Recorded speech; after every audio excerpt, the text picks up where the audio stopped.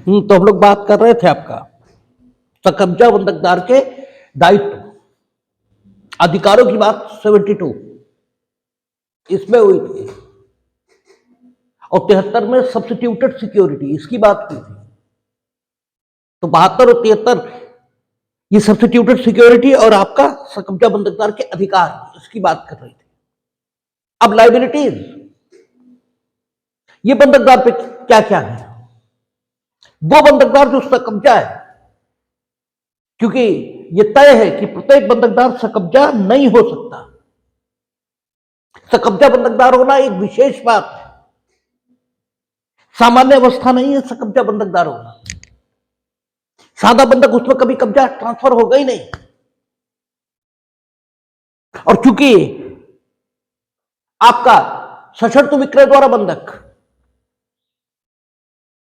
ये इसमें दृश्यमान विक्रय होता है, इसलिए कब्जा ट्रांसफर हो भी सकता है और ट्रांसफर नहीं भी हो सकता। अगर ट्रांसफर हुआ तो विलक्षण बंधक का स्वरूप लेता है, क्योंकि कब्जा ट्रांसफर होना ये नॉर्मल कंडीशन नहीं है सशर्त विक्रय द्वारा बंधक की।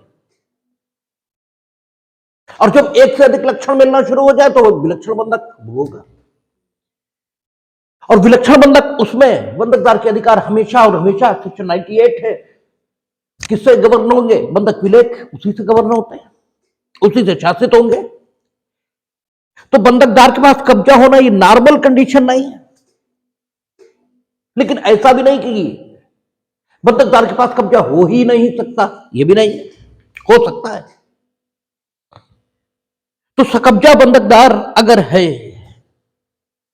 तो what will be the liabilities? अधिकार ये तो उसके हैं, ठीक है, उनका वर्णन धारा 72 उसमें आ भी चुका है। और धारा 67 बंधकदार के अधिकारों की बात करती है। Weather he is with possession और नॉट, चाहे वो सकब्जा है और चाहे सकब्जा नहीं है, तो धारा 67 तो एक सामान्य बात करती है जो सभी बंधकदारों पर लागू होने योग्य है। उसमें सारे बंधकदारों के अधिकार ये दिए हुए हैं। 76 और 72 ये केवल संबंध रखती है उन बंधकदारों से जो सकब्जा है, विद पोजेशन है। सकब्जा बंधकदार के दायित्व तो लाइबिलिटीज उसके ऊपर क्या क्या है? तो सामान्य लाइबिलिटीज जो किसी भी पोजीशन होल्डर के पास रहेंगी, ये यूं कहे जो किसी भी पोजीशन होल्डर के ऊपर होनी ही चाहिए, वही सकब्जा बंधकदार के दायित्व वो है। बिल्कुल नॉर्मल, और नॉर्मल है ये कहने की जरूरत भी नहीं, क्योंकि कानून ये कॉमन सेंस से अलग हो ही नहीं सकता। ये अलग बात कि वो कॉमन सेंस एक युक्ति संगत मनुष्य का कॉमन सेंस ये होता है, एक रीजनेबल मैन जो कुछ सोचेगा बस वही कानून होता है। प्राकृतिक विधि विचारधारा के लोग इसी मत के अनुयायी भी हैं। प्राकृतिक विधि विचारधारा जो हम लोग शुरू करते हैं तो देखते हैं वहां क्लासिकल हेलेनिस्टिक विचारधारा हो, हेलेनिस्टिक विचारधारा हो, स्टोइक विचारधारा हो, ठीक है, कोई विचारधारा हो, वो लोग कहेंगे यही कि एक युक्ति संगत मनुष्य किसी भी विषय पर जो कुछ सोचता है, ये जो कुछ उसके मस्तिष्क में उत्पन्न होता है वही डिक्टेट ऑफ रीजन है, वही युक्ति का आदेश है और बस वही कानून है।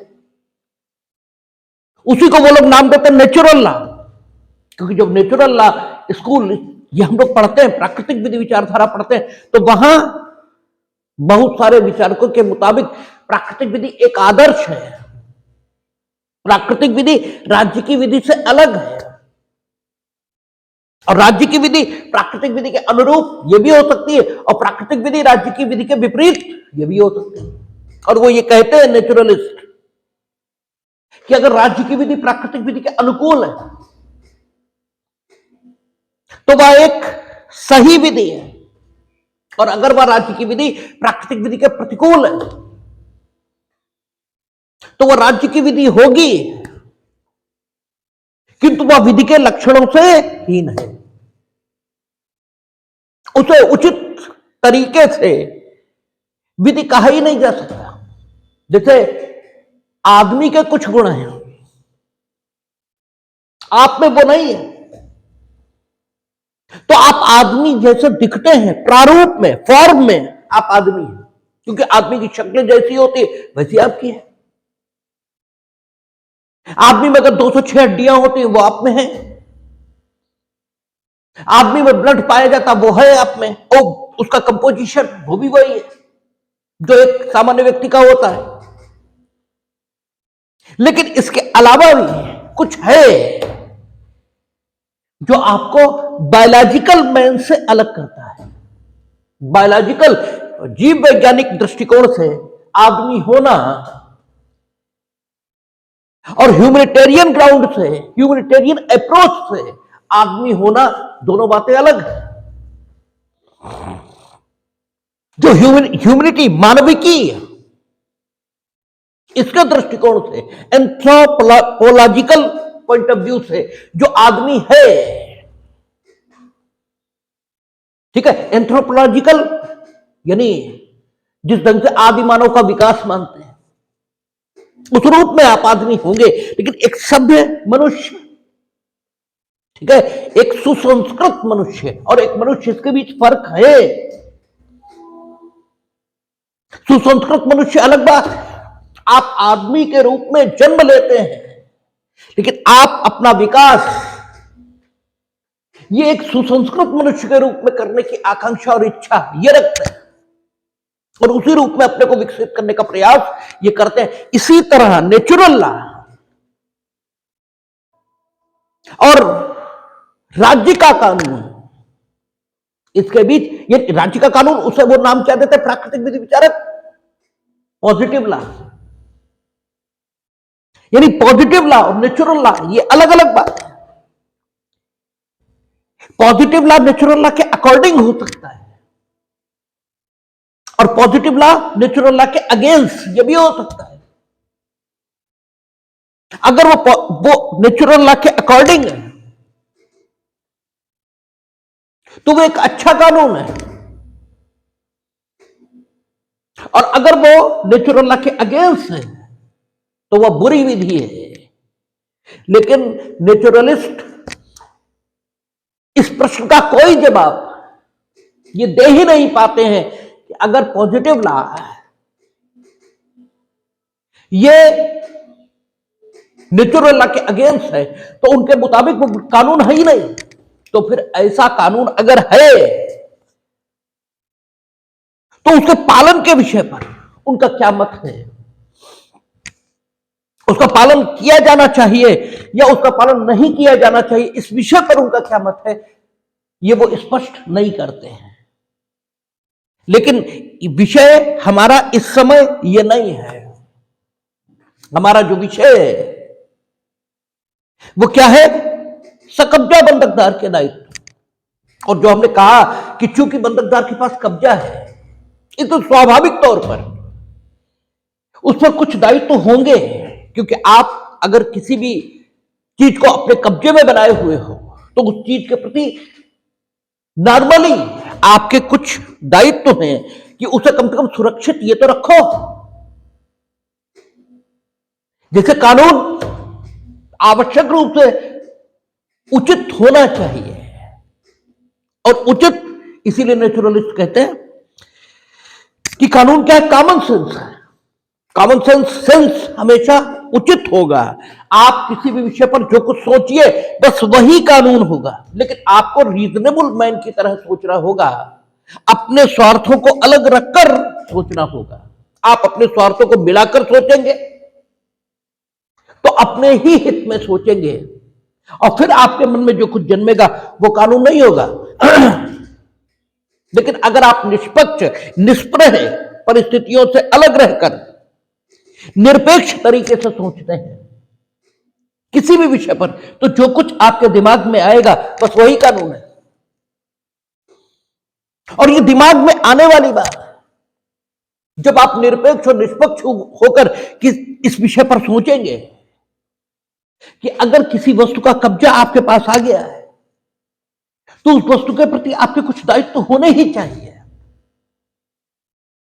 अगर आप निष्पक्ष और निरपेक्ष होकर सोचेंगे तो आपको यही समझ में आएगा कि अगर कोई वस्तु आपके कब्जे में दे दी गई है तो उसे सुरक्षित बनाए रखने का या उसकी युक्ति संगत देखभाल करने का दायित्व तो ये भी आप पर ही होना चाहिए। ये एक सामान्य बात है। इसलिए सेक्शन 76 कब्जा बंधकदार के दायित्व का वर्णन करती है कि चूंकि बंधक में कब्जा ये आपके पास आ गया है, अब चूंकि कब्जा आपके पास है, बंधककर्ता के पास कुछ है ही नहीं, तो उस बंधक की संपत्ति की सामान्य देखभाल इसे करने की लायबिलिटी ये भी आप पर ही होनी चाहिए। It is the need of the region, it is the requirement of the region. ये विवेक की अपेक्षा है, ये विवेक की मांग है, और चूंकि ये विवेक की अपेक्षा है, ये विवेक की मांग है, तो कानून का भाग इसे होना ही है, क्योंकि कानून कभी भी विवेक के विपरीत ये हो ही नहीं सकता। इसलिए सेक्शन 76 टीपीए में ये लिखा है कि निम्नांकित दायित्व तो सकब्जा बंधकदार के दायित्व तो माने जाएंगे, और जब आप उन्हें देखना शुरू करेंगे तो वो कुछ अलग नहीं है। आप अगर ठीक से सोचेंगे तो आपको खुद लगेगा कि whatever has been written down by the legislature at here, ये वाकई उस बंधकदार का दायित्व तो होना ही चाहिए जिसके पास बंधक की संपत्ति का कब्जा है। आप देखें सेक्शन 76 क्या कहता है, कहता है जबकि बंधक चालू रहने के दौरान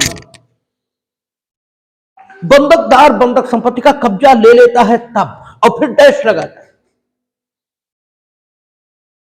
ठीक है। इसका मतलब इसके बाद जो कुछ लिखा जा रहा है वो सारा कुछ बंधकदार का उस दशा में दायित्व ये समझा जाएगा जबकि बंधक चालू रहने के दौरान बंधक संपत्ति का कब्जा ये बंधकदार के पास आ गया है।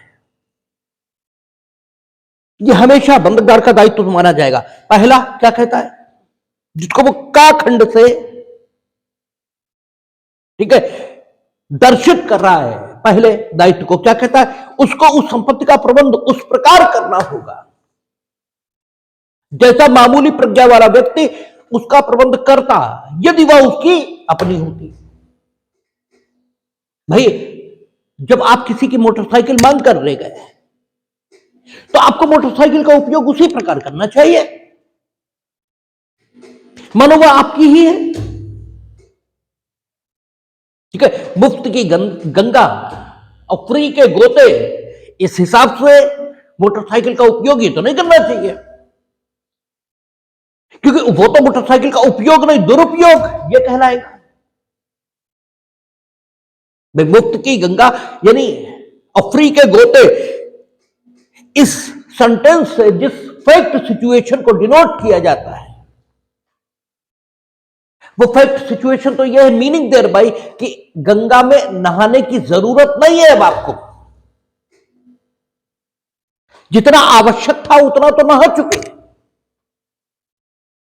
लेकिन सिर्फ इस भाव के वशीभूत होकर कि मुफ्त है, पैसे तो पड़ ही नहीं रहे, तो उसका ठीक है फ्री में गोते हैं तो चाहे जितना लगा लो। ये गंगा का उपयोग नहीं है, ये दुरुपयोग है। पैसे पड़े या न पड़े आपको उसका उतना ही उपयोग करना चाहिए जितना आवश्यक है, क्योंकि आप न तो पहले और न अंतिम है इस पृथ्वी पर।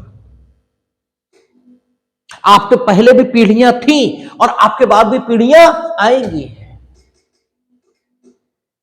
वे जो नहीं आए हैं पृथ्वी पर उनका भी गंगा पर आपसे कम हक ये नहीं है। और वे जो गंगा को छोड़कर गए हैं आपके लिए, उनका भी आपसे कम हक गंगा पर नहीं था। वो भी अगर आप ही की मानसिकता के होते तो गंगा आज होती ही नहीं। और इसी को ट्रस्टीशिप का प्रिंसिपल कहा गया, जो जस्टिस कुलदीप सिंह ने, M C Mehta versus Union of India और आपका कमलनाथ, ठीक है, इन मुकदमों में लेट डाउन किया था। इसी को ट्रस्टीशिप का सिद्धांत ये कहते हैं। जब प्लॉट हम लोग बात करेंगे तब करेंगे इस पर बात, ठीक है ना। जब एब्सोल्यूट लायबिलिटी इसकी बात शुरू करेंगे, अब तो नेग्लिजेंस ही नेग्लिजेंस है, अब तो उसी पर बात होनी, ठीक है। तो इस पर भी बात होगी, क्योंकि नेग्लिजेंस के अंतर्गत एक सब टॉपिक आएगा, और उस सब टॉपिक का नाम क्या होगा? Strict liability. और स्ट्रिक्ट लायबिलिटी कॉन्सेप्शन कहां का है? इंग्लैंड का। हिंदुस्तान में विकास अब कहां तक पहुंचा है? एब्सोल्यूट लायबिलिटी, जो एमसी मेहता में आई है। एमसी मेहता में तो खैर एब्सोल्यूट लायबिलिटी नहीं आई, लेकिन जहां भी आई उसकी चर्चा कर लेंगे। तो यहां यह कहा कि चूंकि बंधक संपत्ति आपके कब्जे में है, तो उसकी व्यवस्था ऐसे करिए जैसे मामूली प्रज्ञा वाला व्यक्ति अपनी संपत्ति की व्यवस्था ये करता है, ऐसे मान के रखिए उसको। अपनी संपत्ति मानकर करता है, मीनिंग देर भाई, मान लीजिए जो बंध की संपत्ति आपको दी गई थी वो किराएदारों के पास थी, ये हो सकता है, क्योंकि संपत्ति के बंधक में आपको संपत्ति का एक हित सिर्फ यही तो मिला होगा। और कब्जा और उपभोग ये किराएदार को जाता है, तो कब्जा और उपभोग का हित किराएदार को दे दिया,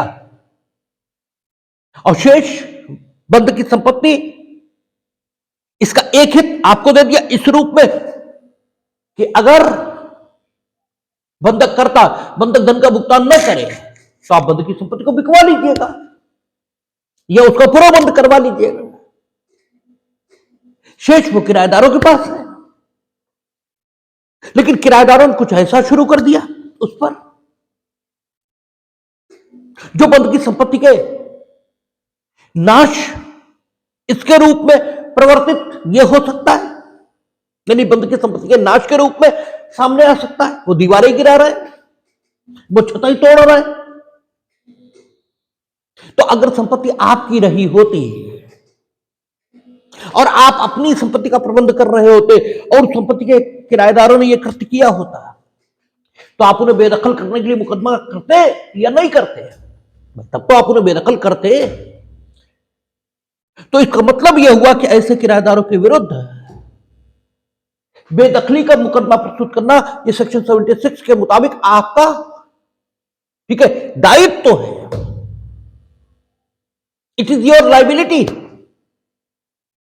मान लीजिए बंधक करता अमेरिका चला गया, वो तो मालूम ही नहीं बंधक रहा, जो बंध की संपत्ति के किराएदार है वो बंध की संपत्ति के साथ क्या व्यवहार कर रहे हैं, और आपसे कब्जा है,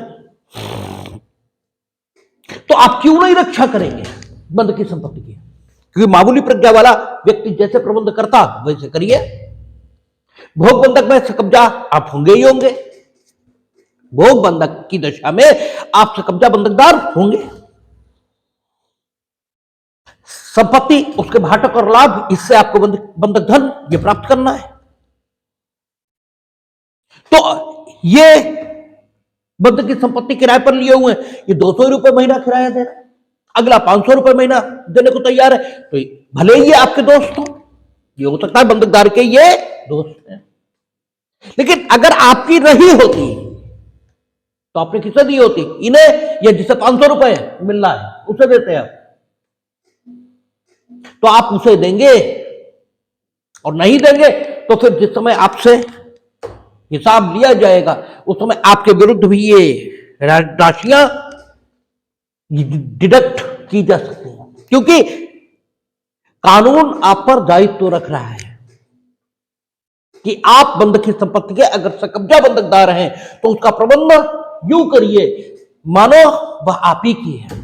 मामूली प्रज्ञा का आदमी, यानी जीनियस नहीं, जीनियस तो हो सकता उसका भूतल इस पर फैक्ट्री लगा ले और जो फर्स्ट फ्लोर हो वो कुछ और उपयोग में ले आए और उससे ज्यादा पैसा पैदा कर ले, जितना एक मामूली प्रज्ञा का आदमी उतनी भूमि से करेगा। लेकिन वो आपसे अपेक्षित नहीं है, मिनिमम इतना तो अपेक्षित है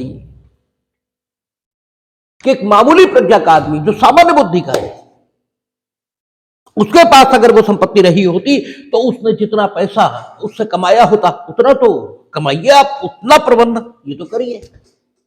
तो ये सेक्शन 76(1)(a) बी क्या कहता है, उसको उस संपत्ति के भाटकों और लाभों को वसूल करने में अपने सर्वोत्तम प्रयास करने होंगे। आपसे भी कहा जाता है, आपके ऊपर लायबिलिटी होती कि अमुक व्यक्ति से ये काम करवाइए, आप कहते कहा तो था, जिसे हमारे यहां अक्सर ही होता है। हमने कहा फलां फोन करो, उसका तो हमने पूछा हाँ क्या हुआ था, बोले उन्होंने उठाया नहीं। अरे ये क्या बात हुई, तुम्हें अकल नहीं है, नहीं उठाया दोबारा मिलाओ। ठीक है, आप नहीं उठाया दोबारा मिलाएंगे आप। बोले उन्होंने काट दिया था तो 10 मिनट बाद कॉल क्यों नहीं किया, ये क्या आपसे कहा जाए दोबारा? अगर आपने नहीं किया तो आप अकर्मण्य हैं, आपकी डांट पड़नी चाहिए, आपका एक्शन होना चाहिए। भाई सर्वोत्तम प्रयास ये कहां किया है आपने? आप एक बार कोई प्रोसेस इसकी सर्विस के लिए किसी के घर पहुंचे सम्मन वारंट लेके, वो घर पे नहीं मिला, आप चले गए, बस हो गया। आपने ये क्यों नहीं पूछा वो नॉर्मली किस समय घर पर होता है,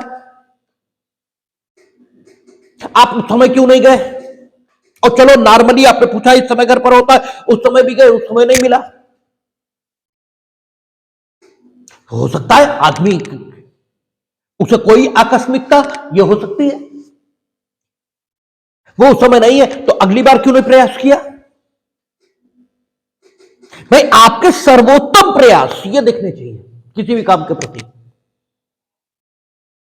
अगर सर्वोत्तम प्रयास नहीं दिख रहे, आप सकब्जा बंधकदार हैं, बंधक की संपत्ति से भाटक और लाभ ये आने जो भाटक और लाभ देने के लिए उत्तरदायी है, आप उसका मुंह छुएंगे केवल, बस हो गया। और बाद में ये बताएंगे क्यों उसने कहा था इस समय है नहीं, कल लेना आके, तो तुम कल गए क्यों नहीं? और नहीं कहा उसने, ये उसने सिर्फ इतना कहा कि अभी नहीं है, तो भी तुम्हें अगले दिन जाना चाहिए था। सर्वोत्तम प्रयास ये सर्वोत्तम एडजेक्टिव है जो प्रयासों से पूर्व लगा दिया गया है। ठीक है, जैसे उपेक्षा और घोर उपेक्षा अलग अलग बातें हैं। क्रिमिनल लॉ में सिर्फ उपेक्षा होगी आईपीसी में,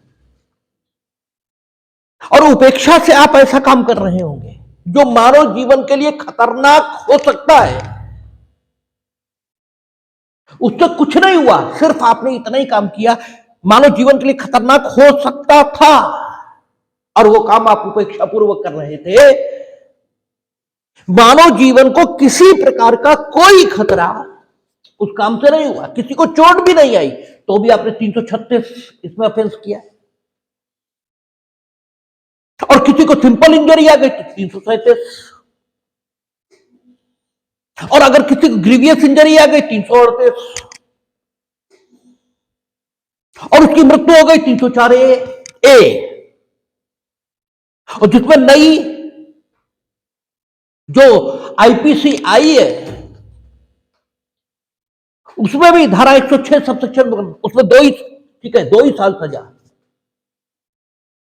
डॉक्टरों के लिए 2 ही साल रखी है, और बाकी शेष व्यक्तियों के लिए शायद 5 साल कर दी है। लेकिन ऑफेंस का नेचर वैसा ही है, बेलेबल जैसा पहले था, यानी कोई अंतर विशेष नहीं आया है। ठीक है, लेकिन अगर आपने घोर उपेक्षा है तो ये उपेक्षा है तो 336, 337, 338, 304(a), और घोर उपेक्षा आई तो 304 पार्ट 2, क्योंकि घोर उपेक्षा जहां होगी वहां विधि ज्ञान की उपधारणा ये करेगी, ये कानून है।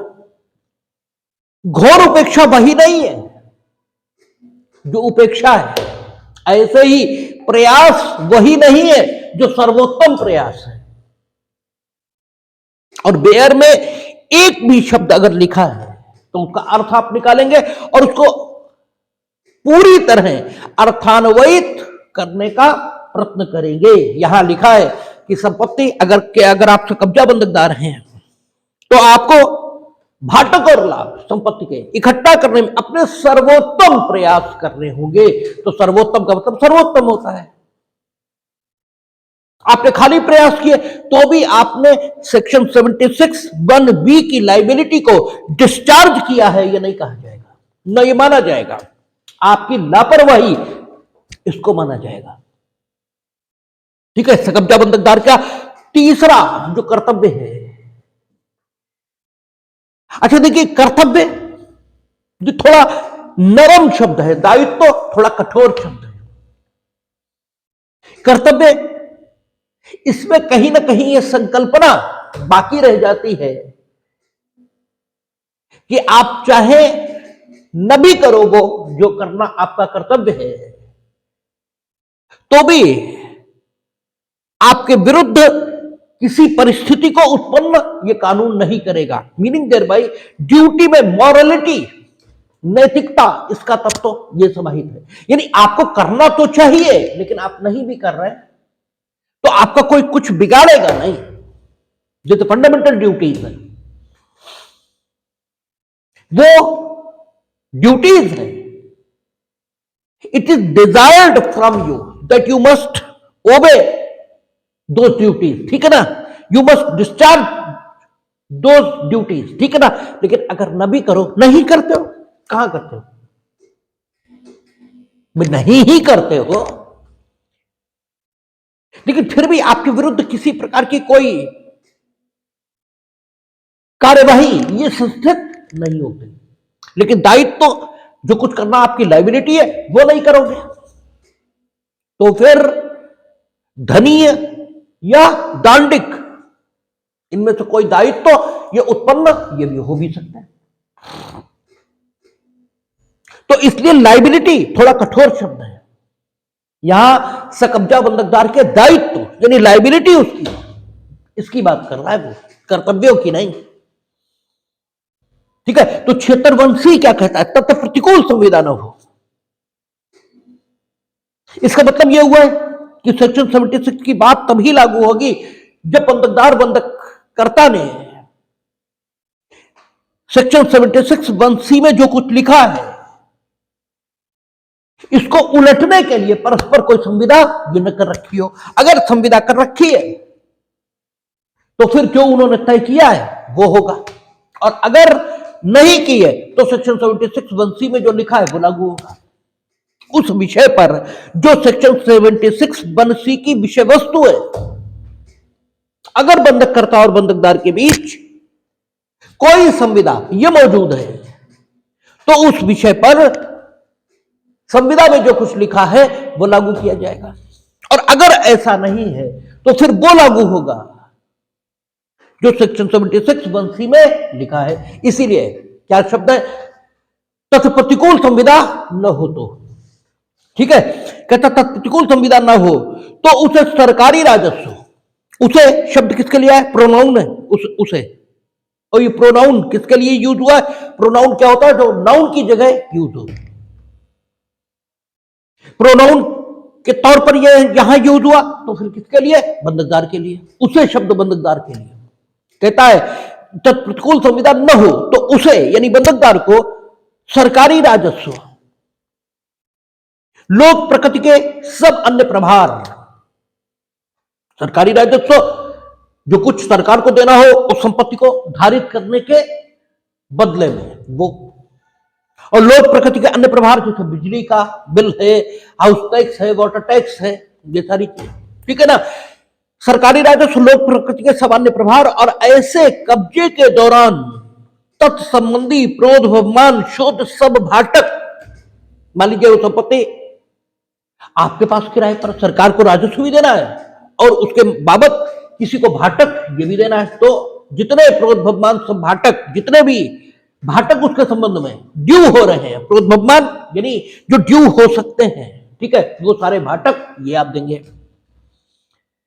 और भाटक की ऐसी कोई बकाया जो पहले से बकाया चली आ रही हो, ठीक है, जिसका संदाय करने में व्यतिक्रम होने पर वह संपत्ति संक्षेपता बेची जा सके, ठीक है, ऐसा कोई भाटक है, उसकी बकाया है जिसका संदाय न होने की दशा में वो संपत्ति बेच दी जाएगी, तो भले ही वो पहले से ड्यू आ रही है, आपके पास कब्जा रहने के दौरान ड्यू नहीं हुई है, लेकिन फिर भी आपको देनी तो चाहिए, उस संपत्ति की आय में से देनी होगी, यानी व्यक्तिगत दायित्व तो नहीं है बंधकदार का कि अपनी जेब से दे वो सारी चीजें, नो, अपनी जेब से देने का उसका कोई व्यक्तिगत दायित्व तो नहीं है, पर्सनल लायबिलिटी बंधकदार की कोई नहीं, उस संपत्ति की आय में से, जो आय उससे हो रही उसमें से ये सारी चीजें चुकाए, और वो भी कब, जबकि बंधककर्ता से उसकी इस विषय पर कोई प्रतिकूल संविदा ये नहीं, तब अगर प्रतिकूल संविदा अर्थात बंधककर्ता ने कहा हम कुछ चुकाएंगे, या बंधककर्ता ने कहा कि हम नहीं चुकाएंगे तुम मत चुकाना बस, तो फिर कोई बात ही नहीं, तब तक प्रतिकूल संविदा लागू होगी, लेकिन न हो तो ये स्थिति रहेगी, ठीक है। कहता तब प्रतिकूल संविदा न हो तो घाखंड भी तब प्रतिकूल संविदा के अधीन हो गया, उसे उस संपत्ति की ऐसी आवश्यक मरम्मत, फिर आवश्यक एडजेक्टिव है, मरम्मत नहीं, मरम्मत में तो ये हुआ प्लास्टर उखड़ने लगा, आप प्लास्टर कराओ, और आवश्यक मरम्मत ये हुई कि नींव में कुछ खराबी आ रही है, मकान गिर ही जाएगा, तो आवश्यक मरम्मत, आवश्यक मरम्मत को कब मानी जाएगी, संपत्ति जिस उद्देश्य के लिए उपयोग की जा रही है, उस उद्देश्य के लिए उपयोग किए जाने के, ठीक है, लिए जब संपत्ति अनुपयुक्त ये हो सकती है किसी खराबी के कारण, तो उस खराबी को दूर करना आवश्यक मरम्मत का भाग ये बन जाएगा।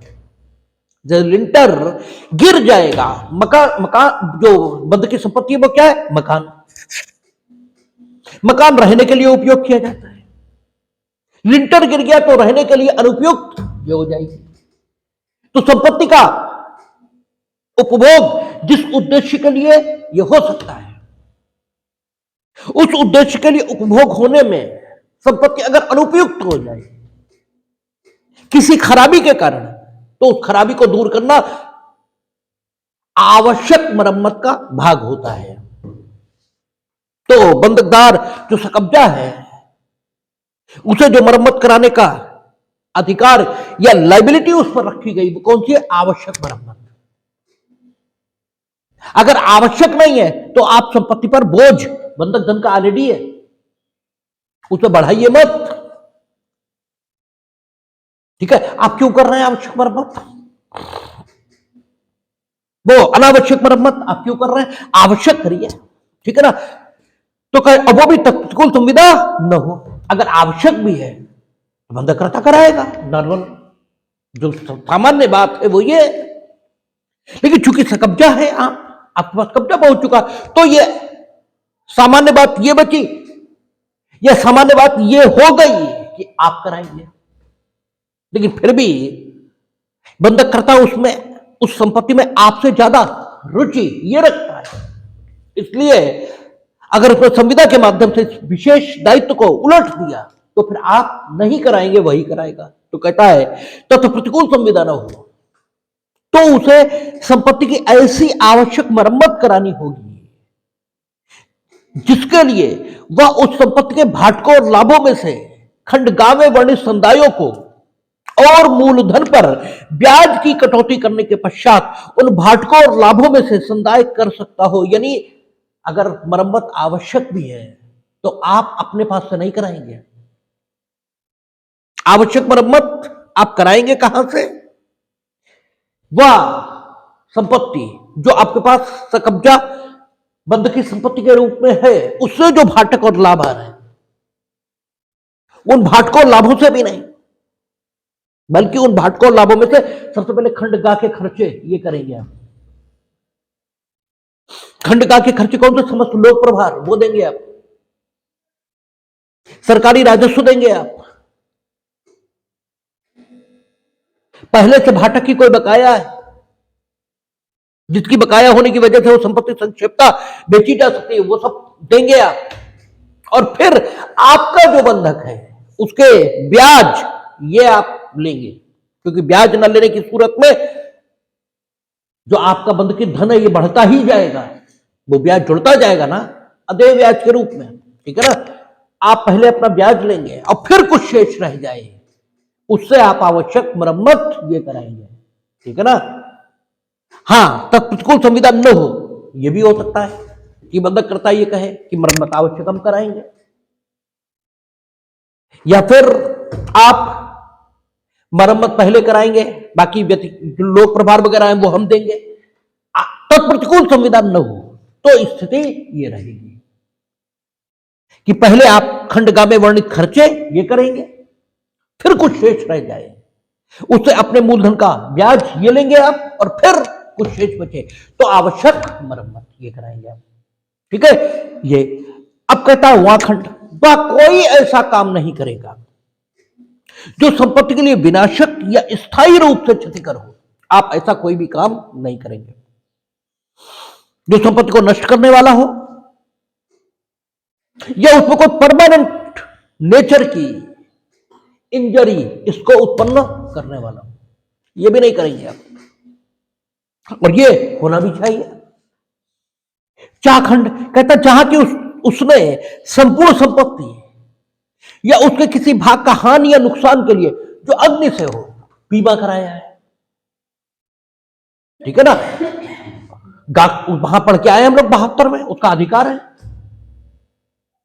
कि वह बंधक विलेख में जिस सीमा तक संपत्ति का बीमा कराने का हक उसे मिला है उस सीमा तक उसका बीमा करा सकता है, और अगर कोई राशि इस प्रकार से विनिर्दिष्ट नहीं तो भी उसका अधिकार है कि संपत्ति के नष्ट होने की दशा में उसके यथापूर्वकरण में जितनी धनराशि लगनी है उसके 2/3 तक वो बीमा कराकर रख सकता है उन दशाओं में जबकि बंधककर्ता ने बीमा स्वयं कराने की बात ये न कही हो, अब वो कर सकता है। तो जहां उसने बीमा करा रखा है,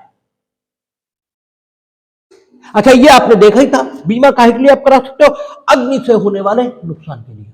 तो जहां उसने बीमा करा रखा है वहां ऐसी हानि या नुकसान होने पर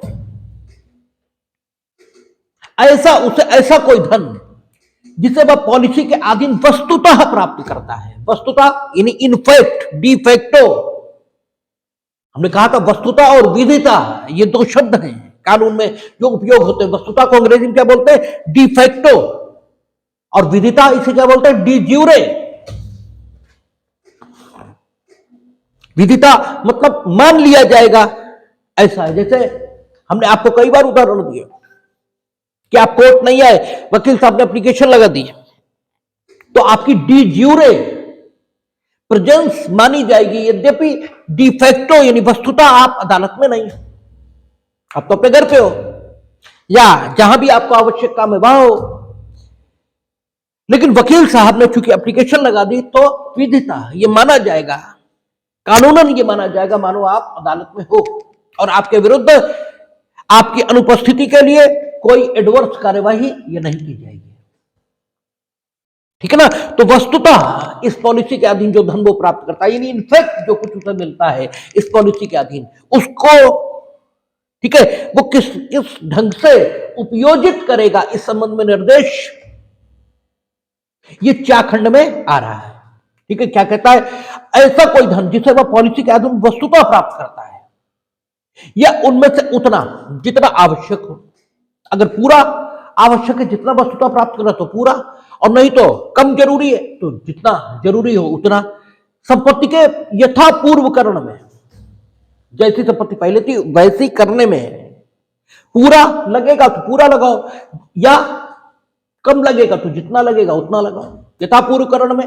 अथवा यदि बंधककर्ता ऐसा निर्देश दे तो बंधक धन के घटाने या भुगतान में उपयोजित करना होगा, नहीं उसमें विकल्प दिया गया या तो संपत्ति का यथापूर्वकरण ये कराएगा, और अगर बंधक करता ऐसा निर्देश दे रहा है कि नहीं, आप अपना मूलधन और ब्याज जो बंधक धन के रूप में आपका ड्यू है उसमें ले लो अपना, तो आप उसमें घटा दो। उस धन से पूरा बंधक धन चुकता हो गया तो कोई बात ही नहीं, उसकी संपत्ति जैसी है अग्नि से विनाश हुई वैसी वापस कर दो। और पूरा चुकता नहीं हुआ तो जहां तक चुकता हुआ वहां तक आप उससे ले लो, ठीक है, पॉलिसी के अधीन जो वस्तुता आपको मिला उससे, और जो शेष रह गया उसके लिए धारा 68 के मुताबिक आपको वाद लाने का अधिकार ये मिल गया, क्योंकि धारा 68 में है ना, बंधकदार बंधक धन के लिए कब कब वाद ला सकता है, और सवालिका है उसमें कि जबकि बंधक करता, ठीक है, और बंधकदार इनके किसी कार्य के बिना प्रतिभूति नष्ट हो गई है या अपर्याप्त हो गई है, ठीक है ना, तो बंधक धन के लिए वाद लाने का हक ये मिल जाएगा। तो यहां भी अगर बंधककर्ता ऐसा निर्देश दे रहा है और बंधक धन का पूर्ण भुगतान ये उससे नहीं हो सकता, तो जहां तक हो सकता वहां तक कर लीजिए, और शेष के लिए बंधक धन का मुकदमा लाने का हक आपको धारा 68 के मुताबिक मिल ही गया, ठीक है ना, कोई दिक्कत ही नहीं। छाखंड क्या कहता है, बंधकदार की हैसियत में उस द्वारा प्राप्त और खर्च की गई सब राशियों का स्पष्ट पूरा और शुद्ध लेखा यानी अकाउंट ये आपको रखना होगा। और अकाउंट की विशेषता क्या होनी चाहिए, वो शुद्ध होना चाहिए, प्योर होना चाहिए, यानी फर्जी उसमें इंक्लूड ना हो, शुद्ध है, शुद्ध होना चाहिए, पूरा होना चाहिए, यानी जितनी पैसा आपको मिला आपने ये नहीं 1000 रुपए तक का रख दिया और उसके बाद मेंटेन नहीं किया, शुद्ध पूरा और स्पष्ट, ठीक है, स्पष्ट पूरा और शुद्ध लेखा ये उसे रखना होगा। और बंधक के चालू रहने के दौरान किसी भी समय बंधककर्ता को उसके निवेदन और खर्च पर ऐसे लेखाओं की और ऐसे वाउचरों की जिनसे वे समर्थित हों सही प्रतियां देनी होगी। अगर बंधककर्ता किसी समय कहता है कि सारे वाउचर और सारी चीजें दो, और जो आप लेखा रखेंगे account that must be supported by voucher meaning thereby रसीद। आप कहते हो 10 रुपए का आम खरीदा तो दिखाओ 10 रुपए रसीद दिखाओ,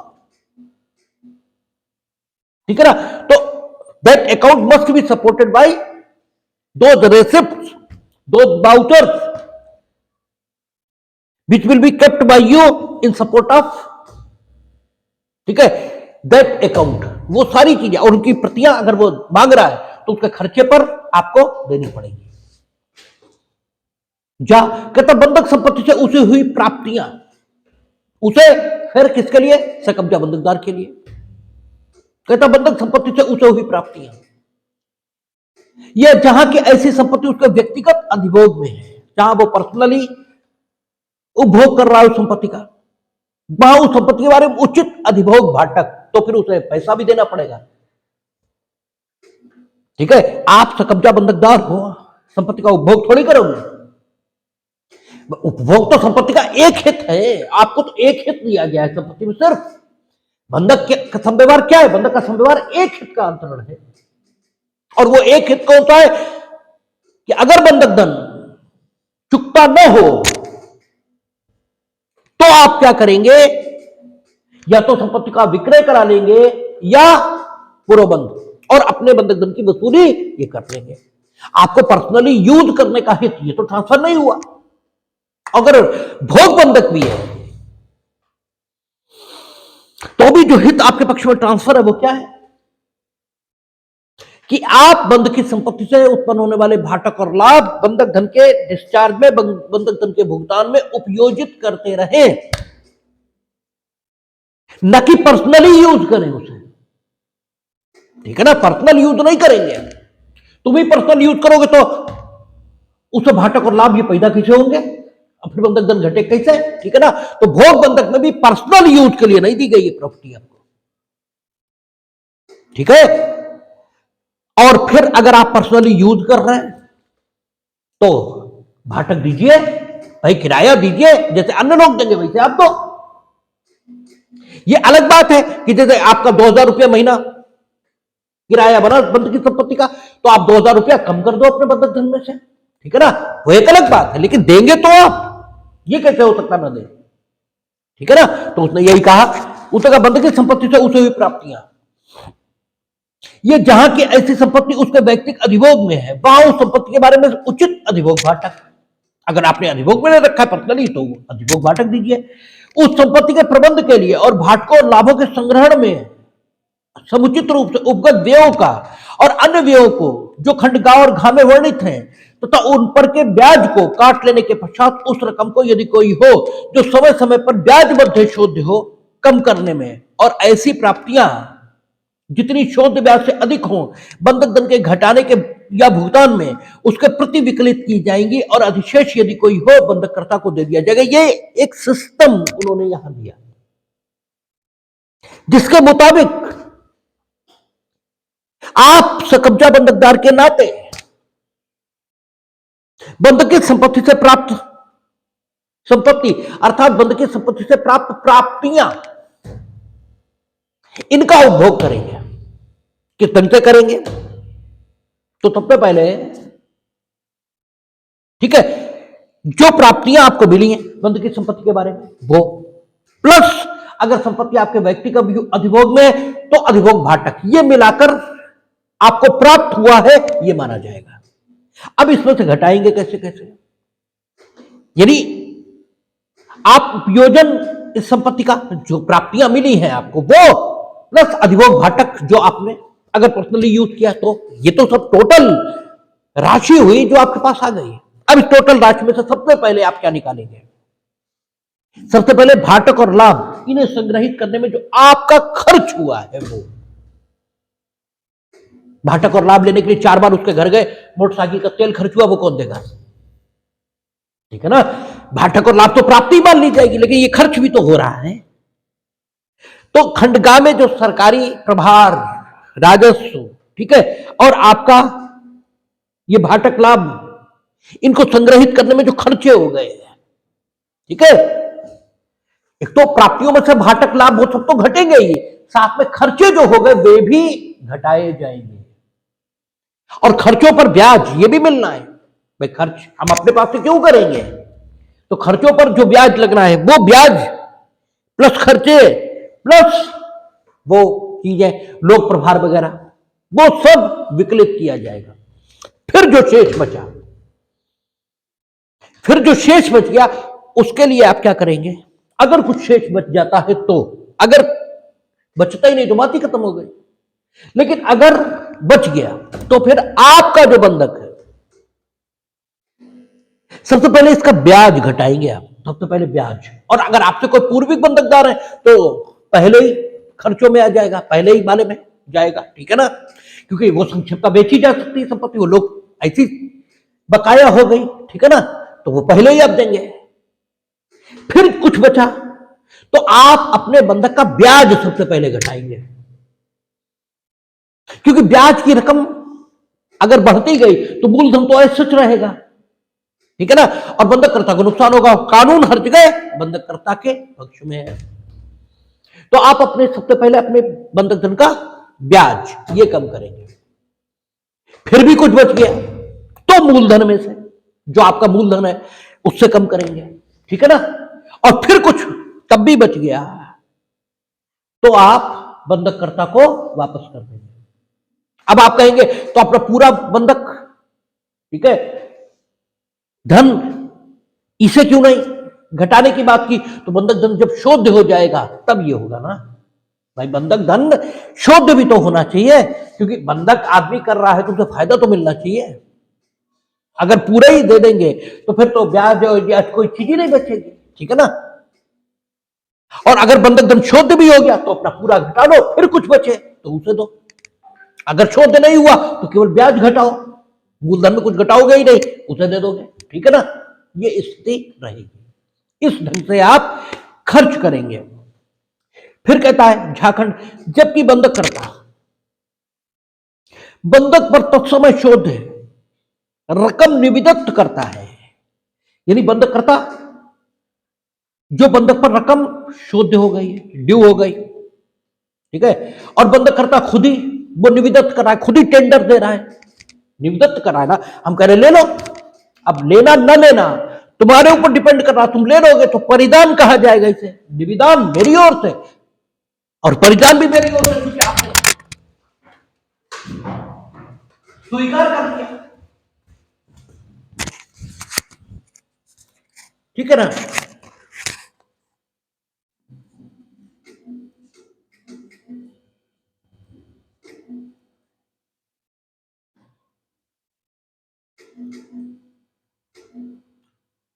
क्या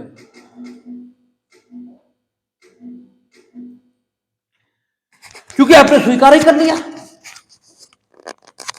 ठीक है, हमने निवेदन किया और आपने स्वीकार कर दिया, तो फिर तो निवेदन और परिधान दोनों एक साथ हो गए। हमने निवेदन किया, आपने स्वीकार नहीं किया। ठीक है, तो खाली निवेदन हुआ। लेकिन जिसने निवेदन कर दिया उसके पार्ट पर मामला खत्म हो गया, क्योंकि निवेदन के अलावा हम क्या कर सकते हैं? अगर आपका कुछ पैसा हम पर चाहिए तो हम निवेदन ही तो कर सकते हैं उस पैसे का, उस पैसे की स्वीकारोक्ति। ये तो आपके हाथ में, आप नहीं कर रहे तो हम क्या करें? ठीक है ना? तो निवेदन ये अगर बंधककर्ता ने कर दिया, कहता है जबकि बंधककर्ता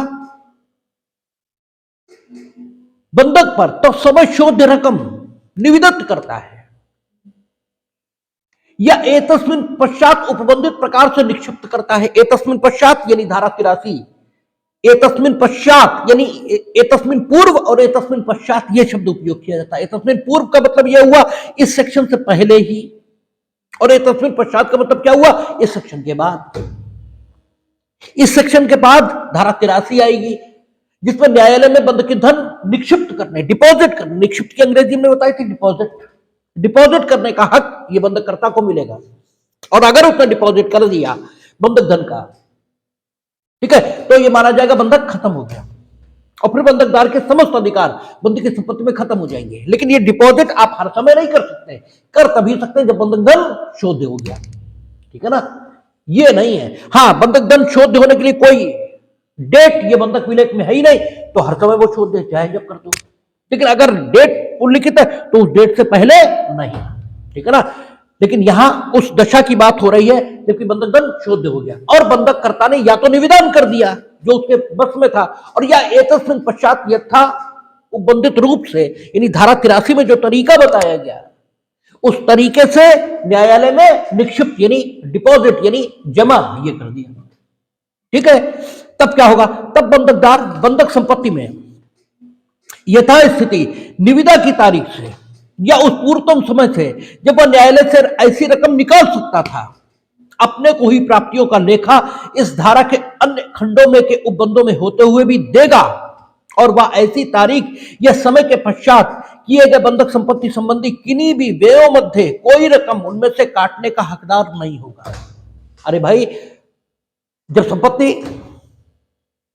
संपत्ति यानी बंधक धन जैसे ही शोध हुआ हमने निवेदन कर दिया, हम निवेदन ही तो कर सकते थे, आपने स्वीकार उसे किया नहीं, इसलिए वो परिधान बना नहीं। ठीक है ना? तो गलती आपकी है, आपने क्यों नहीं, हमने जब टेंडर किया तो आपने क्यों नहीं स्वीकार किया उसे? या हमने न्यायालय में न सिर्फ जमा किया उस तरीके से जो एतस्मिन पश्चात धारा 83 में उपबंधित है, और चूंकि धारा 83 में उपबंधित प्रकार से हमने उसे जमा किया तो आप उसे निकालने के लिए एलिजिबल लिमिट है। तो जिस डेट में हमने निवेदन किया या जिस डेट में हमने परिधान जिस डेट में हमने डिपॉजिट धारा 83 में ये बंधक धन का कर दिया, उस डेट से, ठीक है, क्योंकि संपत्ति तो आप ही के पास है, पैसा कब्जा बंधकदार हो ना, उस डेट से आप वो खर्चे जो धारा 76 खंड गा, धारा 76 खंड घा, धारा 76 खंड का, उस सबका जो कुछ लिखा है वो सब स्थगित माना जाएगा। ठीक है ना? फिर आप कोई डिपॉजिट आपका हमने बंधक धन में, अरे वो तो परिधान कर ही रहा था, वो सॉरी निवेदन कर ही रहा था, आपने क्यों नहीं लिया? उसने तो न्यायालय में निक्षिप्त कर ही दिया, फिर आपको सारा पैसा उसी को देना पड़ेगा, क्योंकि उसने पूरा, भाई आपको यह हक क्यों दिए गए थे? इसलिए क्योंकि आपसे कब्जा बंधकदार थे। जैसे ही उसने निवेदन किया आपने स्वीकार नहीं किया, ठीक है ना? या फिर जैसे ही उसने न्यायालय में डिपॉजिट किया आपने निकाला नहीं, और जबकि आप निकालने के लिए एलिजिबल थे, तो अब आप क्यों खर्च करोगे? और आपने कोई सरकारी राजस्व वगैरह दे दिए उस संपत्ति में से, तो उसकी पूरी संपत्ति वापस करो। तुमने दे दिया, अपने मन से दे दिए भाई, उसने तो पूरा बंधक धन आपको दे ही दिया, आपने क्यों दिए वो सारे खर्च? दिए तो तुम झेलो, ठीक है। आपको निविदान की तारीख या जिस डेट में आप न्यायालय में जमा बंधक धन निकाल सकते थे, उस डेट के बाद किसी भी खर्चे को करने का हक ये नहीं होगा जो खंडगा या खंडघा में उल्लिखित है, बल्कि आपको अगर आपने खर्चे कर भी दिए तो भी वो संपत्ति से काटे नहीं जाएंगे, बल्कि संपत्ति का पूरा लाभ उन डेट्स के बाद ये आपको किसे देना पड़ेगा? बंधककर्ता को। यानी अगर आपने फिर खर्चे किए तो वो आपकी व्यक्तिगत जिम्मेदारी होगी, आपको कुछ उसके बाबत प्रतिपूर्ति ये नहीं की जाएगी। आप प्रतिपूर्ति की अंग्रेजी क्या होती? रीइंबर्समेंट। कोई रीइंबर्समेंट आपका नहीं होगा, ठीक है ना। और चूंकि ये कानूनी तौर पर घोषित कर दिया गया, इसलिए आपको उसके बाबत कुछ भी नहीं मिलेगा। फिर आप जानो, आपका काम जाने, ठीक है ना। ये फिर क्या कहता है? उसके व्यतिक्रम के कारण हुई हानि यदि बंधकदार आपके ऊपर ये दायित्व रखे गए, इन दायित्वों का निर्वहन आप नहीं कर रहे हो और फिर कुछ भी ना हो, तो फिर दायित्व किस बात का? दायित्व का मतलब ही ये होता है कि दायित्व का निर्वहन आपने नहीं किया तो फिर कोई परिणाम आएगा, उस परिणाम की चर्चा यहां हो रही है कि अगर आप पर जो लाइबिलिटीज रखी गई सेक्शन 76 के माध्यम से ये आपने पूरी नहीं की तो फिर आप पर जो लाइबिलिटी इंपोज होगी वो क्या होगी? व्यतिक्रम। हमने कहा था व्यतिक्रम का अर्थ क्या होता है? जो कुछ कानूनन आपको करना है वो जब आप नहीं करते हैं तो कहा जाता है आपने व्यतिक्रम किया है या आपने डिफॉल्ट किया है, ठीक है ना। तो यहां कहता है उसके व्यतिक्रम के कारण हुई हानि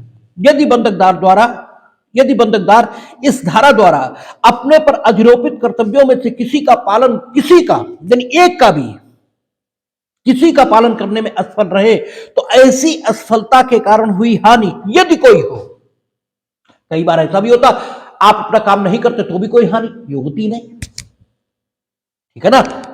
भगवान की इच्छा, क्योंकि तुम कोई काम करोगे वो हो ही जाएगा, जरूरी थोड़ा ही है। आपने हानि उत्पन्न करने के लिए कार्य व्यतिक्रम किया फिर भी कोई हानि नहीं हुई, लेकिन हो भी सकती है, ठीक है। इसीलिए वो कह रहा है यदि कोई हानि हुई, ठीक है, हुई हानि यदि कोई हो उस समय जब इस अध्याय के अधीन की गई किसी डिग्री के अनुसरण में लेखा लिया जाए उसके प्रति विकलित की जा सकेगी। यानी अगर आपके सकब्जा बंधकदार होने के कारण जो कर्तव्य आप पर थे उनको डिस्चार्ज आपने किया और कोई हानि हो गई, फिर अगर आपने इस चैप्टर के अधीन कोई डिग्री कराई, डिग्री कौन सी होगी? या तो विक्रय की होगी या प्रोबंध की होगी, ठीक है ना। तो फिर आपके विरुद्ध उन राशियों को जो हानि के कारण, ठीक है, देनी पड़ी है वो सारी राशियां आपकी तरफ जोड़ दी जाएंगी, ठीक है ना। वो हानि सब आपके प्रति विकलित की जाएगी। विकलित की अंग्रेजी क्या होती है? डिडक्ट की जाएगी, ठीक है ना। ये सकब्जा बंधकदार के दायित्व हुए।